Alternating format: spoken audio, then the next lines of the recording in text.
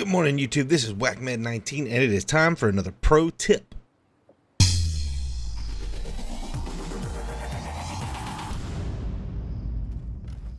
Today's pro tip is on reload canceling. Now, the theory behind reload canceling is that the animation takes longer to go through whenever you reload your gun than actually needed to reload your gun. And you can prove this by looking down at the bar in the bottom right hand corner that tells you how many bullets are in your gun. You can see that way before the animation has stopped, the number of bullets in the clip that goes into the gun is already back at its maximum, or if you, that's assuming that you have enough bullets to put it back at its maximum. Now, your gun reloads at a certain speed. Most guns, it's between 2 seconds and 4 seconds. This is not for the LMGs. The LMGs are variable and considerably longer. But most guns is 2 to 4 seconds. And reload canceling usually halves that time. Somewhere near half. That's not a perfect number, but you know, maybe 3.6 seconds goes down to 2 seconds, 2.4 seconds. Understand, it's not exactly half the time, but it's close enough that it does matter. This usually takes at least 1 second off of the amount of time that it takes to reload. And there are two methods that you can use to reload cancel.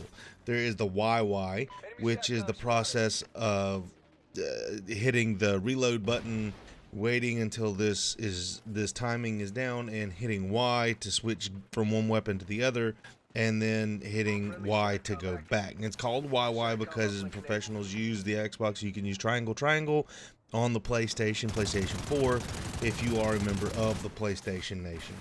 The other and the more preferred method to reload cancel is to sprint cancel. And in the way you do this is to start to reload your gun, and as soon as it gets to where the bullets are back in the magazine, you just sprint forward. As soon as you start sprinting, the animation will stop and you are ready to go again. Now, a lot of times I wind up trying to reload on the ground, show the very least amount of myself as possible. So when you hit the sprint button, it's also going to pop you into a standing position. You're ready to go again. Your gun is reloaded. Life is grand, and you can continue. Sprint is preferred always unless you play claw style. If you're playing claw style, which is with your index finger over the top so that it can press the buttons, and that means that your right bumper would be used with your middle finger and your ring finger for the trigger or some variation of that. That would be claw style.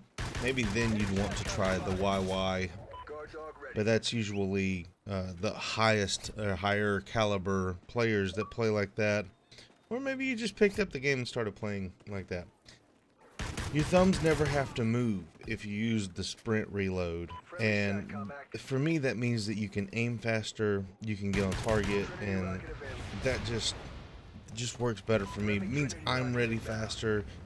I don't know that the gun is ready any faster, but it sure kind of seems like it. And remember that this is to help you get the reload animation out of the way.